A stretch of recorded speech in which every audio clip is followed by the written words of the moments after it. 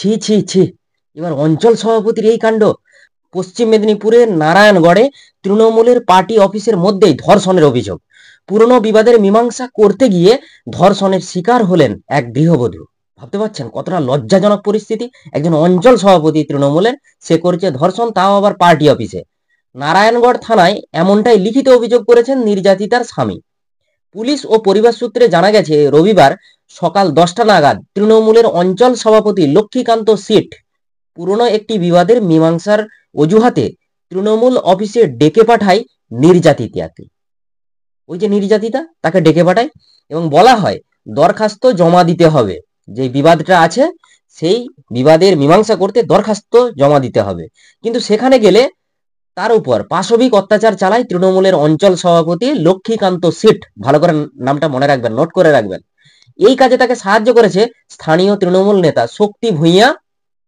এমনটাই নারায়ণগড় থানায় অভিযোগ করেছেন নির্যাতিতার স্বামী। তিনি অভিযোগ করেছেন, এদিন নারায়ণগড়ে তৃণমূলের পার্টি অফিসে গিয়েছিলেন তার স্ত্রী। কি করতে না, মুচলেকা নিয়েই তৃণমূলের অফিসে গেলে তাকে ধর্ষণ করা হয়েছে। ভাবতে পারছেন কতটা লজ্জাজনক পরিস্থিতি? অভিযোগ, অচৈতন্য অবস্থায় নির্যাতিতাকে উদ্ধার করা হয় তৃণমূলের অফিস থেকে। প্রথমে স্থানীয় প্রাথমিক স্বাস্থ্য কেন্দ্রে নিয়ে যাওয়া হয়, পরে সেখান থেকে মেদিনীপুর মেডিকেল কলেজ এবং হাসপাতালে তাকে রেফার করা হয়। জ্ঞান ফিরলে নির্যাতিতা বলেন তার উপরে বর্বরচিত নির্যাতন করা হয়েছে। অর্থাৎ একেবারে দেখলেন যে পশ্চিম মেদিনীপুরের একজন অঞ্চল সভাপতি, সে তৃণমূলের পার্টি অফিসের মধ্যেই ধর্ষণ করেছে। কি বলছেন নির্যাতিতার স্বামী? আমার স্ত্রী তৃণমূল দপ্তরে গিয়েছিলেন মুচলেখা জমা দিতে। সেখানে যাওয়ার কিছুক্ষণ পরেই আমি খবর পাই স্ত্রী অসুস্থ হয়ে পড়েছে। আমি সেখানে গিয়ে দেখি স্ত্রী অচৈতন্য হয়ে পড়ে আছে সেখানে। তাকে সেখান থেকে উদ্ধার করে হাসপাতালে নিয়ে যাওয়ার পর যখন জ্ঞান ফিরে, তখন সে আমাকে বলে তাকে ধর্ষণ করা হয়েছে।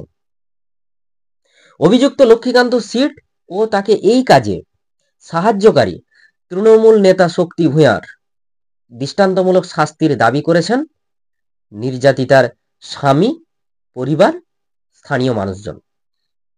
ভাবুন, যাকে এতদিন ধরে সম্মান করত এই পরিবারটি, একটা সিম্পল একটা বিবাদ, সেই বিবাদের জেরে মুচলেখা জমা দিতে হয় পার্টি অফিসে, এবং এই বাহানায় তাকে ধর্ষণ করে কে?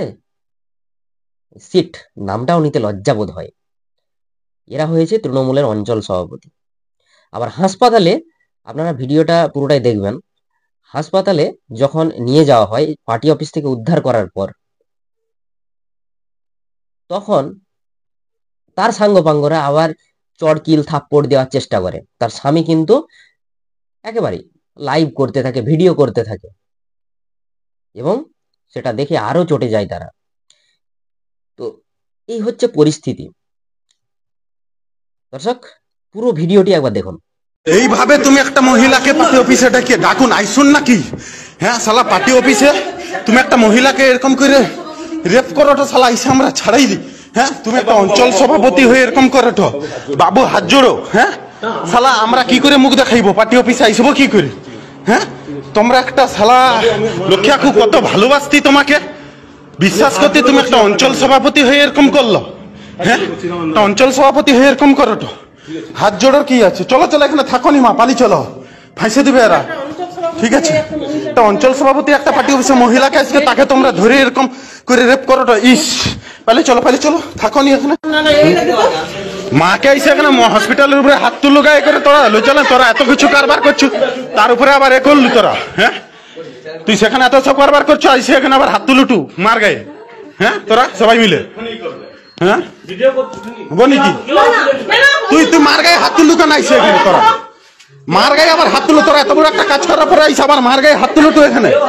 হ্যাঁ, হাত তুলেনি, কেউ হাত তুলেনি, সবাই দেখছে এখানে হাত তুলছে না তুলেনি, হাত তুলছে না তুলেনি সেটা দেখছে। ঠিক আছে, মিথ্যা ভিডিও হবে, সবাই দেখছে, এরা সবাই দেখছে এখানে মার গায়ে হাত তুললো কিনা, এখানে এতজন সবাই আছে, সবাই দেখছে। ঠিক আছে, মার গায়ে হাত তুলছে, সবাই দেখছে এখানে। দর্শক দেখলেন একেবারেই নারায়ণগড়ের যে পরিস্থিতি, সেই পরিস্থিতি কিন্তু খুবই ভয়ানক। মুচলেখা জমা দিতে কে যাচ্ছে? একজন গৃহবধূ, আর তাকে ধরে অঞ্চল সভাপতি কি করছেন? ধর্ষণ করে দিচ্ছেন। ভাবতে পারছেন কতটা ঘিন্ন মানসিকতার পরিচয় পাই এই ঘটনা থেকে?